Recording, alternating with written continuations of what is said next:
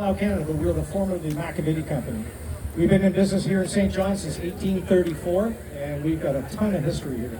So we thought it was very fitting that that we would, celebrate this milestone with these folks. So, talk a little bit about our company. If you look on those three tables over there, you'll see products we made back in the 1800s, and it was pretty cool. So, back in the 1800s, we started as a hardware store down on Water Street, and what happened was it was called a dry goods store back then. We would bring goods in from overseas and sell them. And this would have been mops, buckets, and all kinds of different things. But then the family seen that at one point there was a demand, because there were so many small shipbuilding companies all along the seaboard here, that there was a demand for a brass foundry. So we started our first brass foundry making ships, rudders, and wheels, and different things like that. And as steam came on, there was a demand for valves. So that's how we get into valves and then fire hydrants and all those sorts of things. So here we are, almost 200 years later. We're still going. Yeah. In 1980, we used to have a building on Rouse Avenue where the superstore is, for those St. John people that would know. 6-acre property, 6,000 glasses of panes of glass.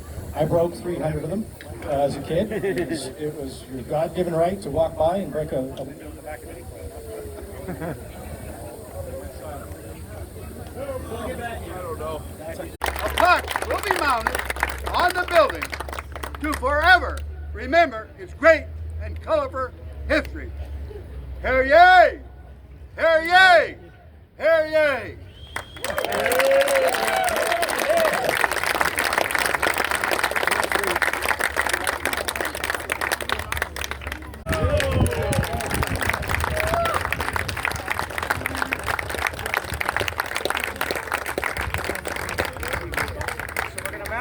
front vestibule, or front entrance, I should say.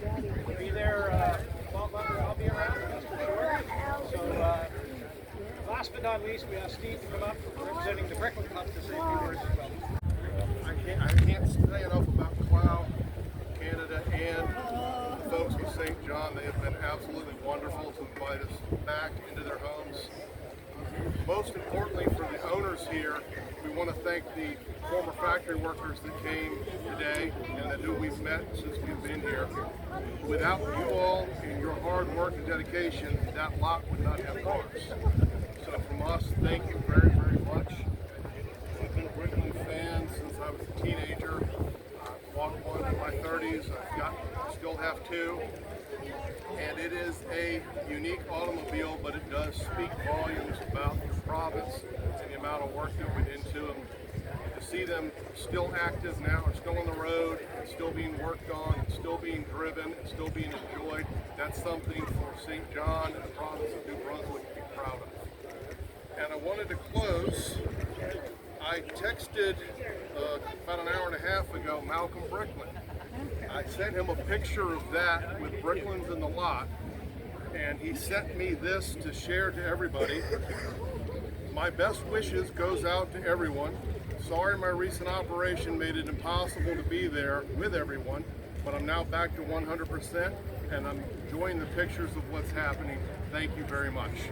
So I'm going to text him this, and I think this is really going to take it